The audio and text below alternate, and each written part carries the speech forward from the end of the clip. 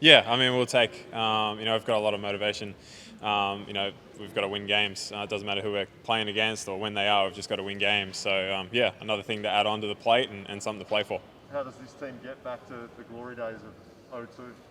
Game by game. I know that sounds a bit lame and it sounds a bit cliche, but that's the truth. You can't go ahead and just say, oh, we want to be at this point, and that's where we've got to get to.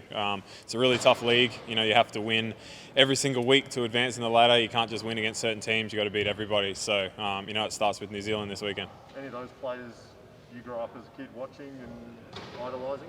Yeah, I mean, I think growing up, like you hear about, especially, my dad was a basketball coach, my mum played, so you hear about all the names, and that's what's cool now coming up and being a part of that and getting to be around people like Brett and around Phil and talking to people like Ken Cole and just hearing stories from what it was like then. And obviously we're always trying to get better, but it's great to hear from those guys.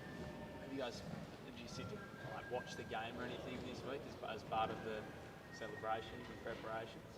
We haven't. No, we've spent a lot of time watching the games that we've played in the last few. A lot of review, I'm sure. Hopefully, we can get this win done, and then we'll sit down and watch some old ones as well. So what's coming out of it? What have you been takeaways from these reviews after a couple of, I suppose, disappointing results? Yeah, I think we were right there in the Phoenix game. We did a lot of really good things. We were pretty happy with the way we played. We paid attention to scout. Yes, like Mitch Creek had a really good game, and he did things that he's been doing all year. He made some tough shots. He had some open ones, and some of those you got to live with Mitch just because he's so good off the bounce. But we really let ourselves down in the Perth game, and I think we know that as a group. We felt that as a group. So it's just about moving forward now. We can't change that. We've got to learn and move on, and we'll make adjustments this week and get ready for New Zealand. Casual fan who doesn't go through the level of analysis that you guys go through to look at a ladder or something and go, oh, 60's no good this year, but I don't think you guys think you're no good, do you? No, absolutely not. No, I think, we've been in a lot of games against some really good teams. There's probably 4 games off the top of my head that I could say, we probably could have won if we took care of the ball better. Maybe we made some gimmies at the end, and maybe we didn't make some defensive mistakes at the end of the game. Suddenly we're sitting at 9 and 7 and we're in that 4th, 5th battle. We're really not that far off. Mitch, when does your coach back on deck? How have you gone without him?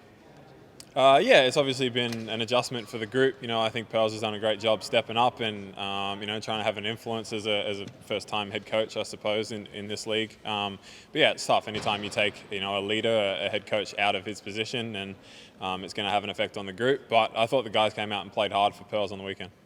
Do you hope that you can use this occasion this weekend to maybe lead the guys and kickstart the season?